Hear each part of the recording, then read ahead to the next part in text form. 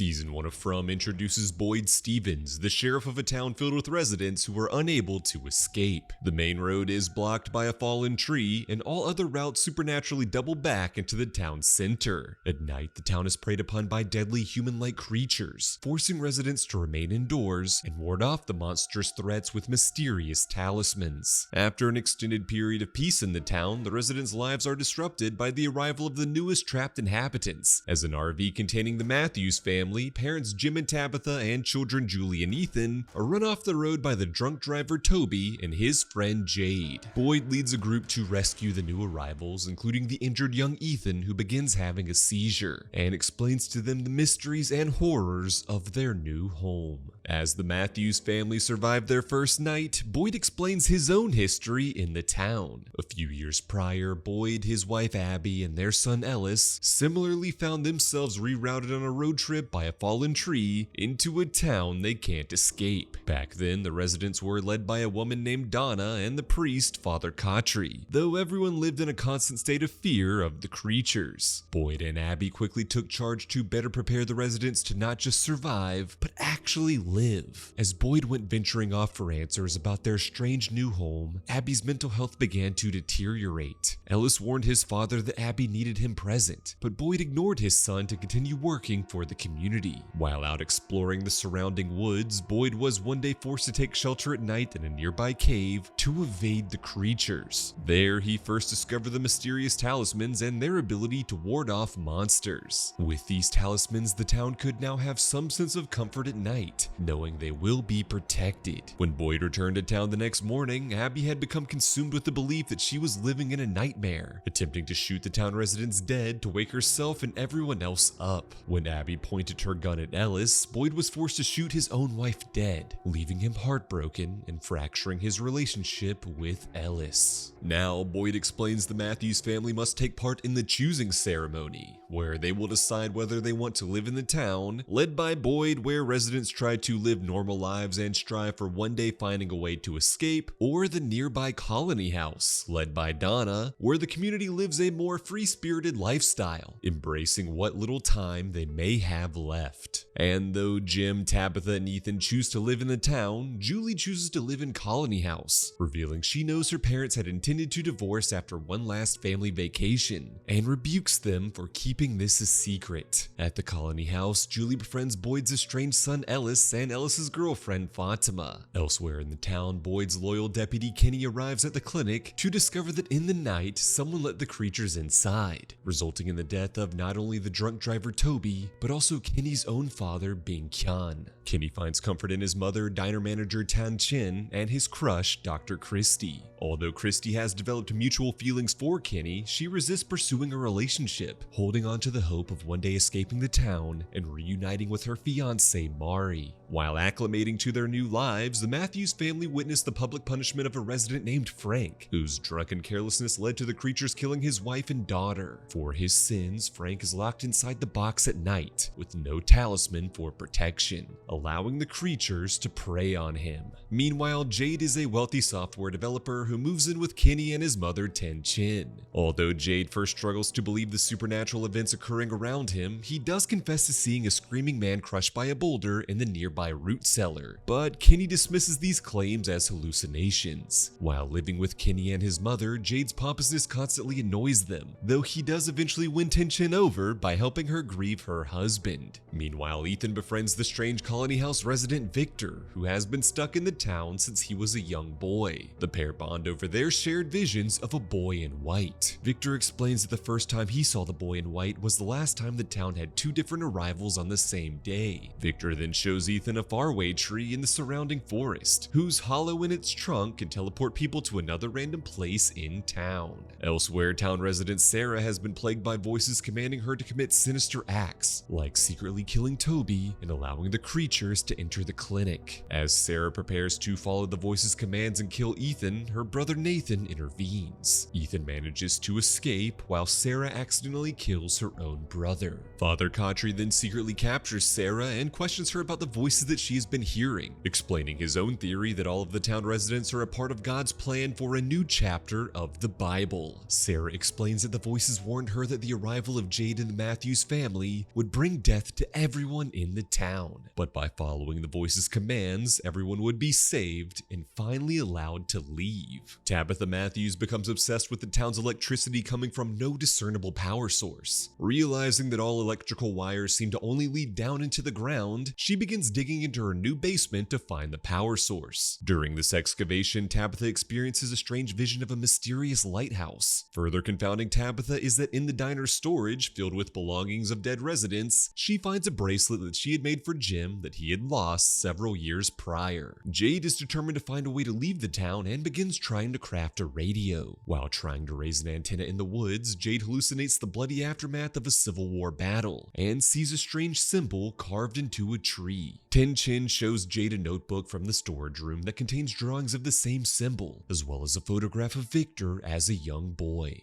Jim joins Jade's mission to build a working radio and oversees the creation of a radio tower to boost the signal over the tree line, though its construction will deplete many of the town's dwindling resources. As Jim builds the tower and helps Tabitha dig her hole in the basement, the pair confront the state of their relationship, fractured after the death of their infant son Thomas, and begin to reconcile their marriage. At a colony house party commemorating Fatima's anniversary of entering the town, a resident named Kevin is tricked by his creature crush Jasmine into letting her inside. Jasmine kills Kevin and allows the other creatures to enter and begin slaughtering the residents of Colony House. Amidst the chaos, Victor helps Julie flee into the woods, where he gives her a stack of his drawings and helps her enter a faraway tree, transporting her to the safety of the root cellar. Meanwhile, Donna leads a group to a van to race into town. As Boyd and Khatri help to ferry the Colony House residents inside, Khatri is mortally wounded by one of the creatures, and as he dies, he's confused by how his time in the town proved to have such little purpose. In the aftermath of the Colony House massacre, Ellis and Fatima get engaged, while Julie moves to town to live with her family once again.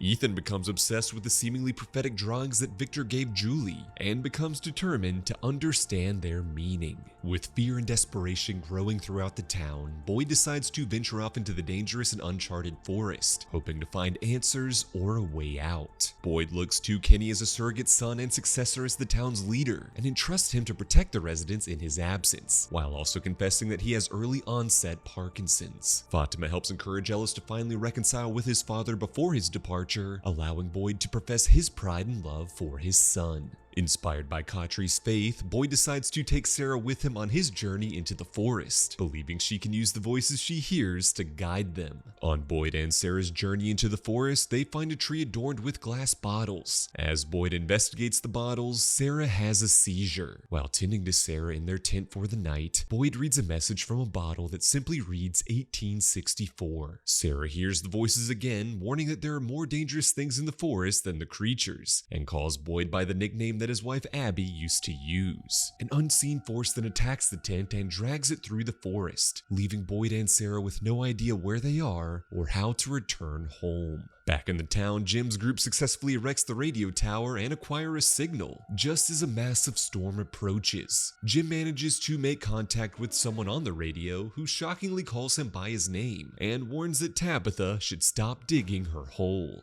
As Jim races to warn Tabitha, she breaks through the depths of the basement and falls into a cave, where she is confronted by Victor, who has waited for her on the instructions of the boy in white. Victor warns that the creatures sleep in these caves, and so they must flee to safety. As the season comes to a close, Boyd and Sarah, caught in the storm, stumble across the lighthouse from Tabitha's vision. They are then confronted by the boy in white, who urges them to climb through a nearby faraway tree. Sarah helps Boyd through, but on the other side, the sheriff finds himself now helplessly stuck at the bottom of a well. If you're like me, you spend a lot of time playing games on your phone. They're super addicting and just a fun way to pass the time. But if I'm going to spend so much time playing playing games on my phone, I might as well be getting paid for it. And that's where Free Cash comes in. Free Cash is a fun and easy way to earn real money by completing simple tasks and surveys and playing games that I already enjoy. Recently, I've been playing a game called Puzzles and Chaos, which is like a turn-based fighting game mixed with a puzzle matching game. It's super addicting, and thanks to Free Cash, I can earn over $500 worth of rewards just by playing, which is a pretty great side hustle. Free Cash has over 60 million users worldwide, and to date they've paid out more than $250 million. Plus, they've got a 4.7 rating on Trustpilot from nearly 275,000 reviews. Not only is it super easy to sign up and get started, it's also super easy to cash out. With so many different payment options like Venmo, PayPal, direct deposit, and even crypto. There's a cash out minimum of just $25, and if you click the link in the description or scan the QR code, you'll get a $10 bonus just for signing up and completing your first offer. So click the link or scan the code to start earning money today just by playing your favorite games. Thanks to Free Cash for sponsoring this video. I'm gonna keep playing while you guys enjoy the rest of this recap. In Season 2 of From, Jim reaches his family's home to warn Tabitha to stop digging, but finds nothing but rubble in the basement. As he tries to dig down to reach his wife, the entire house collapses around him. Meanwhile, Tabitha is led by Victor through the creature-infested tunnels. As the pair make their escape, Tabitha begins to be plagued by visions of mysterious, ghoulish children. Upon reaching the tunnel's exit and emerging into the forest, Victor realizes that night will soon fall, and races Tabitha to refuge inside a nearby truck that he has long used as his own personal hideaway. Back in town, a bus filled with passengers arrives, confused by their inability to leave. Donna and Kenny greet the strangers and hurry them inside the diner to avoid being outside at night. Those that refuse to listen to the warnings are all slaughtered as the creatures descend upon them. While helping tend to the scared bus passengers, Kristi is shocked that one of the new trapped residents is in fact her fiance Mariel, leading to the two emotionally reuniting. Elsewhere, Boyd is rescued from the well by a mysterious and elderly stranger named Martin, who has been chained to the wall of a dungeon for many years. As the music box begins playing, Martin warns Boyd that a monster more sinister than the creatures is near. Martin then cuts Boyd's arm and forces parasites into the wound before collapsing dead. Boyd grabs a torch for light and suddenly finds himself transported back to the forest, where he follows a stray dog to safety, leading him to the truck to seek refuge with Tabitha and Victor. The following morning, Boyd finally returns to town and reunites with Ellis, encouraging him to not make the same mistakes that he did with Abby and be there for Fatima's emotional support. And so Ellis and Fatima decide to get married. Meanwhile, Jim is freed from the rubble and happily reunited with his family. As Boyd and Donna survey the wreckage from the storm, they discover that many of their crops have been destroyed and they are running dangerously low on much needed supplies. This problem is exacerbated by the arrival of the bus passengers, which includes Kristi's fiancée Mariel, bus driver Bakta, the elderly Tilly, the selfish and troublemaking Randall, and Elgin, who begins experiencing prophetic dreams. With Victor now back in town, Jade questions him about the mysterious symbol and the photo of Victor as a boy that was stashed inside the journal. In exchange for Jade playing Twinkle Twinkle Little Star on a violin, which Victor's mother used to play to him as a child, Victor attempts to answer all of Jade's questions. Victor explains that the older man in the photo was named Christopher, who grew from jovial to sinister after seeing the symbol and becoming obsessed. One day, the young Victor was hidden away from Christopher by his mother, and when he emerged, every single resident in town had been killed. Meanwhile, Boyd discovers that the faraway tree teleported Sarah to the church basement. Back in town and looking to make amends, Sarah confesses to everyone that she was responsible for letting the creatures into the clinic, resulting in the death of Kenny's father. Kenny is distraught by this revelation and demands that Sarah be locked inside the box at night as retribution for her actions. Boyd refuses, believing Sarah could be useful in uncovering the town's secrets, leaving Kenny feeling betrayed, rebuking his surrogate father, and quitting as deputy. While struggling with his responsibilities as a leader, Boyd also begins being plagued by the parasites beneath his skin,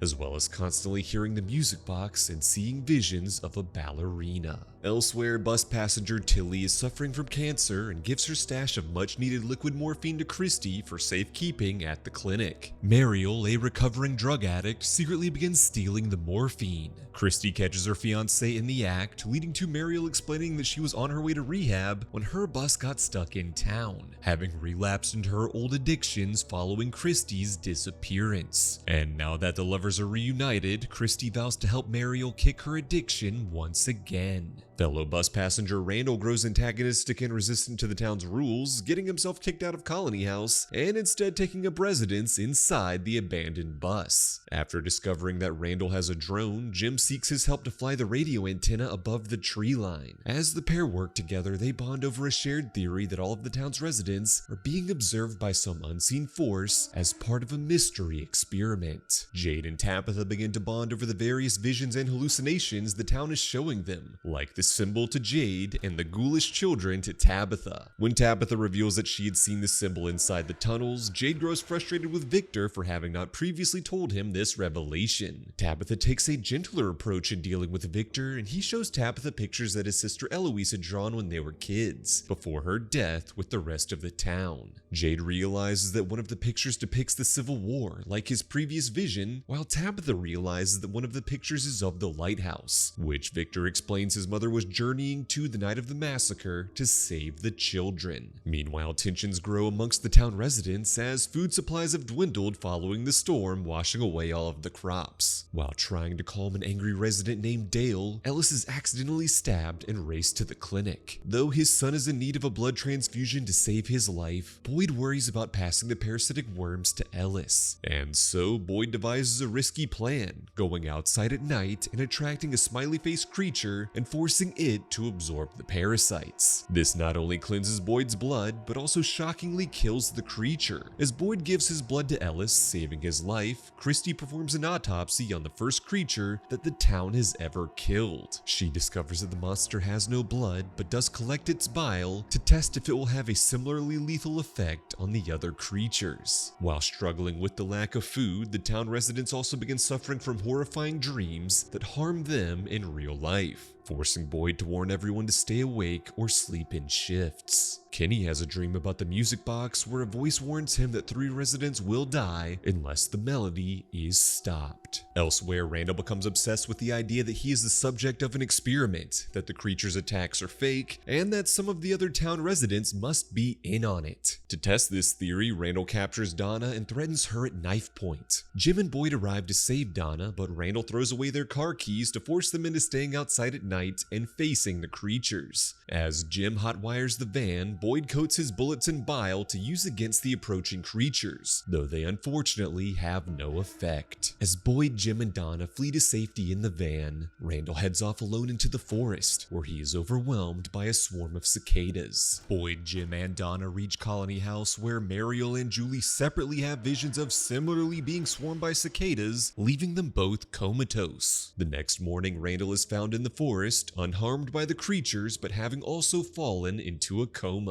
Fatima discovers that she is pregnant and, worrying about all that has happened in town, decides that she and Ellis should get married immediately, not knowing how long either of them will survive. Boyd emotionally watches as his son gets married, in a brief moment of happiness amidst the horror. Jade ventures alone into the tunnels in search for more information on the mysterious symbol. While there, he too has a vision of the ghoulish children. Tabitha believes that she must journey to the lighthouse as Victor's mother attempted in order to save Julie. Victor agrees to help Tabitha, leading her to a new bottle tree that also serves as a faraway tree that teleports her to the lighthouse's entrance. Sarah hears a voice that explains that Boyd had inadvertently released the music box monster onto the town, and to prevent it from killing Julie, Mariel, and Randall, Boyd will have to find the music box and stop its melody. And so Boyd returns to the dungeon, where he not only finds the music box, but also Julie, Mariel, and Randall chained to the same wall that had imprisoned Martin. The monster uses visions of Abby to try to deter Boyd, but the sheriff resists and destroys the music box, waking up Julie, Mariel, and Randall, and causing the dungeon to disappear once again. As the season comes to a close, the town residents celebrate their victory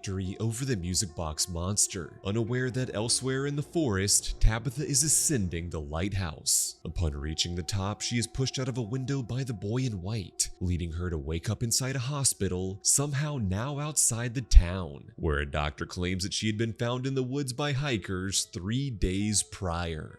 In season 3 of From, Jim desperately searches for the missing Tabitha. Kenny accompanies him as he seeks out the lighthouse, and on their journey, the pair follow a path of totems to a previously undiscovered settlement of log cabins. While taking shelter at night, Jim realizes that if he dies on this mission, his children will be left orphans, and so he ultimately decides to return to town, giving up hope of finding Tabitha alive. Although the music box monster has been defeated, the town still struggles with the lack of food, discovering that their last remaining crops have grown rotten. At night, the creatures then release the town's livestock, their sole remaining food source. As Boyd and his allies try to herd the animals back into their pens, the creatures attack, chaining Boyd down and forcing him to watch as they torture and kill Tian-Chen in front of him, in an effort to fully break his spirit. Jim and Kenny return to town the next morning, revealing that fresh crops are growing at the settlement, but Kenny is left heartbroken by the news of his mother's passing. As Jim struggles to comfort Julie, who remains traumatized by her experience with the music box monster, he receives a phone call from a child's voice, claiming to be his deceased son Thomas. Julie finds comfort in Elgin, who is plagued by haunting visions of a horrifying kimono woman. Elsewhere, Tabitha is reeling from the revelation that she has somehow left the town and arrived in a hospital in Camden, Maine. Desperate to find someone who won't assume her story is crazy, Tabitha seeks out Victor's father Henry, convincing him of the town's existence and that his son has been trapped there for decades. Henry reveals that his wife Miranda had been plagued with visions of the lighthouse and township before getting stranded there with their children Victor and Eloise. Miranda believed that it was her destiny to find the lighthouse and save the children. And now Henry believes that Tabitha has been chosen to fulfill what Miranda couldn't. Henry then reveals that Miranda had created bottle trees as art installations, and the first bottle tree is where she had her original visions of the town. As Henry and Tabitha race to the bottle tree in the hopes of finding answers, Tabitha finds a bracelet in Henry's car that is an exact replica of the one she made for Jim. Henry explains that Miranda had made it for him before her disappearance, and this confusion sends Tabitha into an emotional spiral that results in the pair getting into a car accident. As EMTs and police officers arrive to rush the pair to the hospital, the ambulance is diverted from their path by a fallen tree in the road. As night falls, Tabitha realizes that they have somehow returned to the town and warns her new companions of the creatures that will soon descend upon them. The EMTs refuse to heed her warning and are slaughtered by the monsters, while the shocked police officer Danny Acosta flees from the carnage. As Acosta races to the nearby colony house, she begins firing her gun at the creatures and accidentally kills a resident named Nikki. Boyd arrives to rescue Tabitha and Henry, but as he does, the creatures force him to coldly abandon Randall to them. In the end, Tabitha is emotionally reunited with her family, who had lost hope in never seeing her again. The next morning, Boyd is shocked to discover that despite severe injuries, Randall has been left alive by the creatures. Upon learning of Tabitha's return, the town grows angry at her for failing to bring help. A resident named Dale, hoping to follow Tabitha's path out of town, enters the bottle faraway tree despite Boyd's warnings. Dale is then teleported inside the concrete walls of an empty pool, causing him to suffocate to death. Henry and Victor are then emotionally reunited after decades apart. At first, Henry is apprehensive of his now adult son's perceived delusions, like his new quest to find a ventriloquist doll that belonged to Christopher, the resident who went mad after becoming obsessed with the symbol. Despite this, Henry accompanies his son on a mission into the tunnels to find the missing doll, which Victor believes will reveal much needed answers. Instead, Victor remembers that it wasn't the doll that spoke to Christopher, but the boy in white. The boy had explained that the ghoulish children were killed by those they trusted most. As they died, the last of their hope birthed roots, appearing as the symbol that has long haunted Jade, that eventually grew into the original bottle faraway tree. The boy in white told Christopher that he needed to save the children by entering the tree, but he refused. And so the young Victor warned his mother, leading to the deaths of Miranda and the entire town.